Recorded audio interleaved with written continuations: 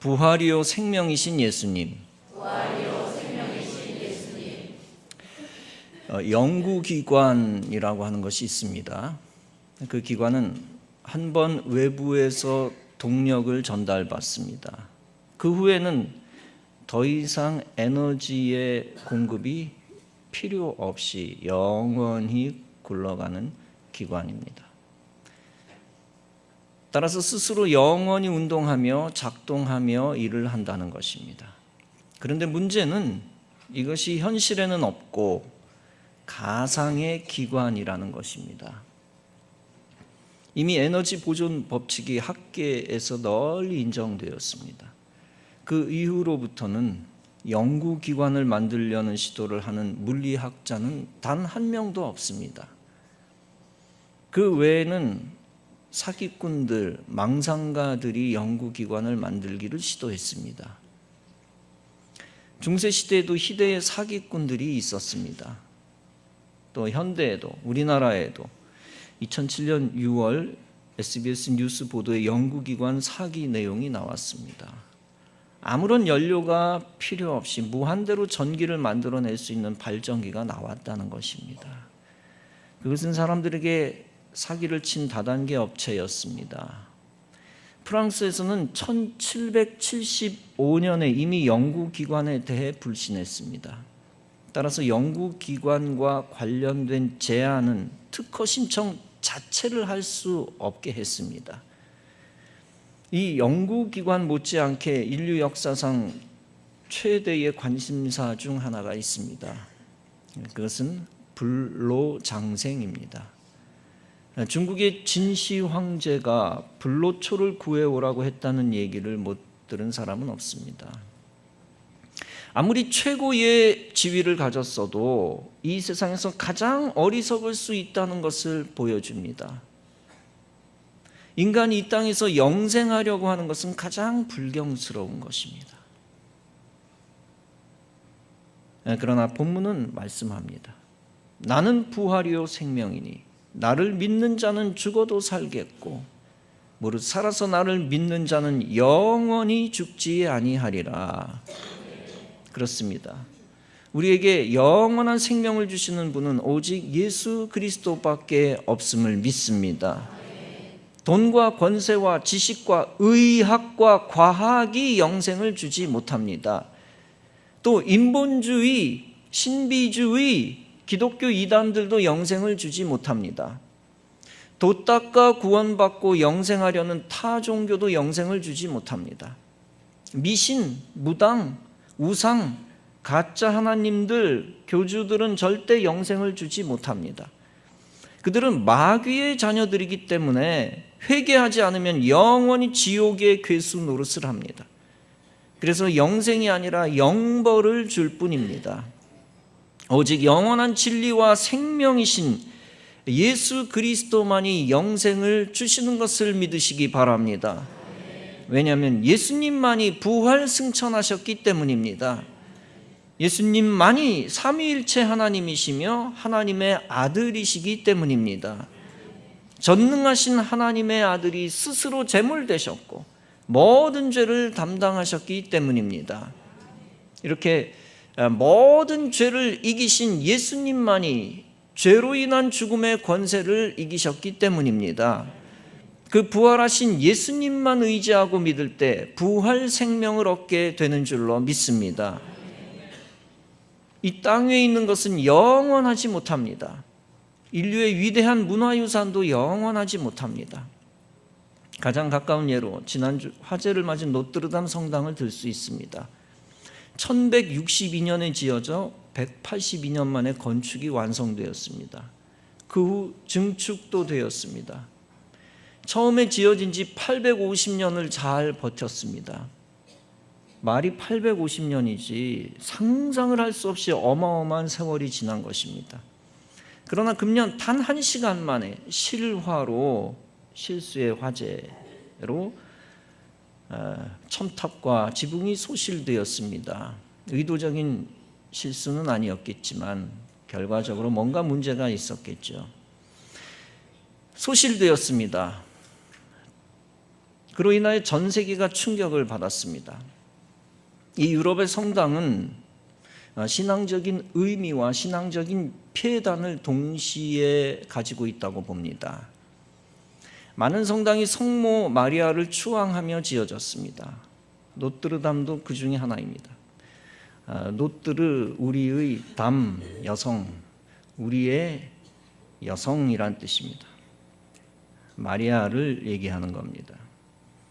예수님 중심보다 성모 중심의 인상이 드는 것은 바람직하지 않습니다. 또 대성벽 외벽 곳곳에 온갖 괴수 형상, 석조 장식들, 괴수 석조 장식들도 성전에 바람직하지 않습니다. 그리스 신화의 반인 반수 괴물 키메라입니다. 성모와 괴수 형상들이 많이 손상되었습니다. 그나마 다행한 것은 고난주간에 벌어진 재앙 중 가시 면류관을 건졌다는 것입니다. 진위 여부를 떠나서 많은 사람의 마음이 담겨져 있죠. 96m 최고 높이에 있던 베드로와 관련된 닭 조형물도 96m에서 떨어졌는데 깨지지 않았습니다. 베드로의 회개를 상징하기 때문에 다행인지도 모릅니다. 소방관들이 15분만 늦었어도 건물 전체가 무너져 내렸다라고 사실적 진술을 하고 있습니다. 무너지지 않은 것은 천만다행입니다.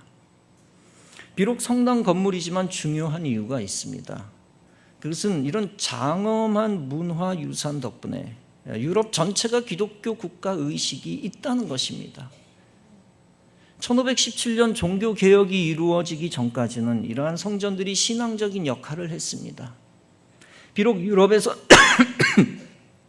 출석 교인은 많지 않지만 이런 유산들이 기독교 나라 의식을 지킨 것입니다.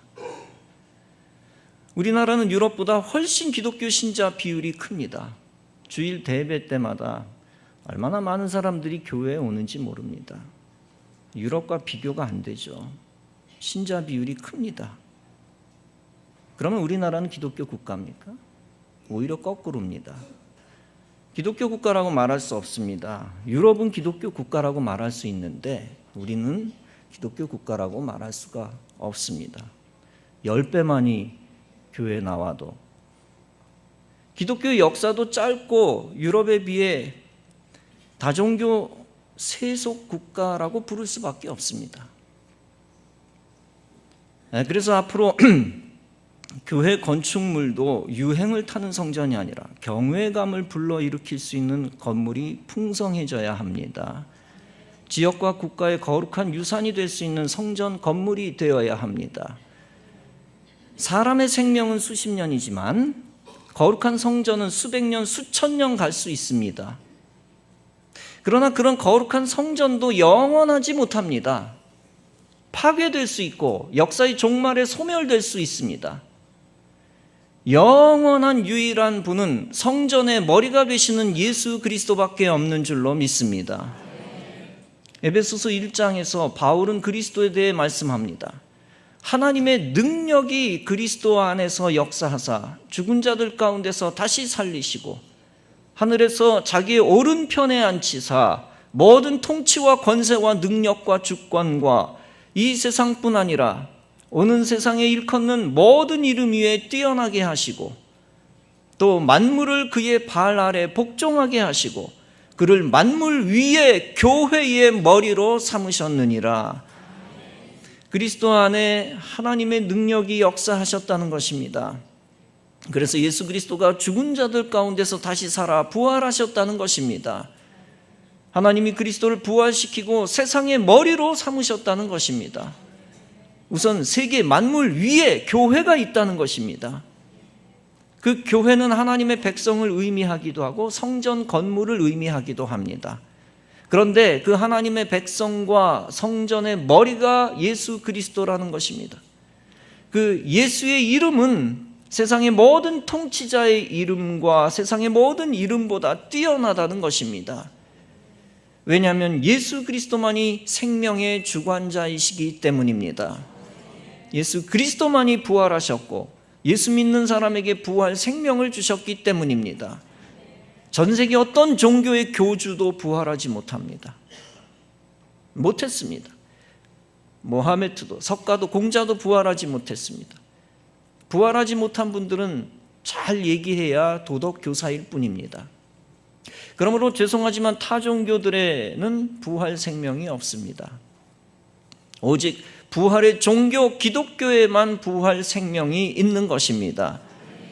혹자는 비난할 수도 있습니다. 특히 기독교 국가도 아니고 종교 다원 국가 대한민국에서 그렇게 주장하면 비난받습니다. 그러나 목사로서 비난받아도 어쩔 수가 없습니다. 목사는 예수 안에만 부활 신앙이 있다고 알고 있기에 그렇게 선포할 수밖에 없습니다.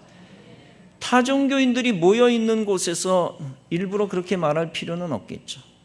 그러나 제가 예배 중 설교할 때는 진리를 선포해야만 합니다. 그리고 여러분이 전도할 때 그렇게 진리를 알려주면 됩니다.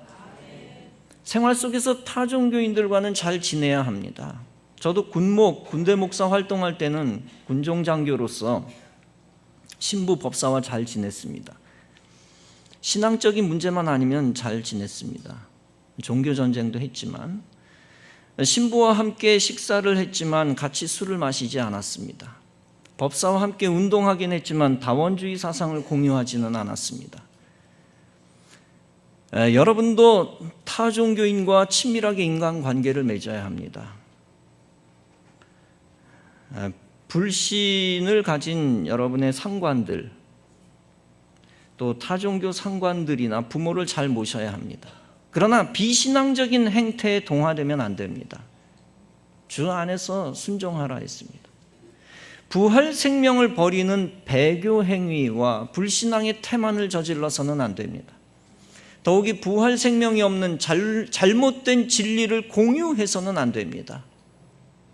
세상 사람들이 어떻게 돌아가든지 그리스도인들은 부활 신앙을 영원히 붙잡아야 합니다.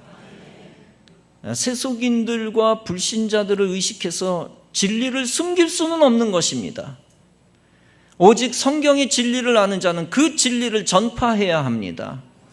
특히 부활의 진리를 아는 자는 부활의 증인이 되어야 합니다. 증인은 세상과 타협하지 않습니다. 증인은 사람이 죽어가는 것을 보면서 입을 다물지 않습니다. 영혼을 살리는 길을 아는 부활의 증인은 부활을 증거합니다. 반드시 한 분 예수님을 통해서만 모든 신자가 부활할 것을 알려줍니다. 그래서 사도행전 4장은 말씀합니다. 다른 이로서는 구원을 받을 수 없나니 천하 사람 중에 구원받을 만한 다른 이름을 우리에게 주신 일이 없음이라 하였더라. 고린도전서 15장은 말씀합니다. 이제 그리스도께서 죽은 자 가운데서 다시 살아 잠자는 자들의 첫 열매가 되셨도다. 사망이 한 사람으로 말미암았으니 죽은 자의 부활도 한 사람으로 말미암는도다. 아담 안에서 모든 사람이 죽은 것 같이 그리스도 안에서 모든 사람이 삶을 얻으리라. 그러나 각각 자기 차례대로 되리니 먼저는 첫 열매인 그리스도요, 다음에는 그가 강림하실 때 그리스도에게 속한 자라. 사랑하는 성도 여러분, 말씀을 마칩니다. 여러분, 일생 생명 없는 세상에 속한 자 되지 마시고 생명 있는 그리스도께 속한 자가 되시기 바랍니다. 그리스도의 부활 생명에 속하여 부활 신앙 가지고 부활 생명을 얻으시기 바랍니다. 그 부활 생명을 얻고 사망 권세를 이기고 어둠과 불신과 죄악을 이기시기 바랍니다. 영원하지 아니하고 없어질 세상의 지식, 재물, 권세, 명예, 인생을 의지하지 마시기 바랍니다. 오직 영원한 하나님의 나라, 하나님의 영광, 하나님의 권세를 의지하시기 바랍니다. 그리고 부활 신앙을 붙잡으시기 바랍니다. 영원한 것만이 진리이며 그것만이 여러분을 구원하고 여러분을 행복하게 합니다. 이 영원한 진리, 부활 신앙을 가지고 이 생에서 하나님의 뜻을 이루고 내 생에 하나님의 영광에 동참하는 부활의 증인이 다 되어지시기를 주님의 이름으로 축원합니다.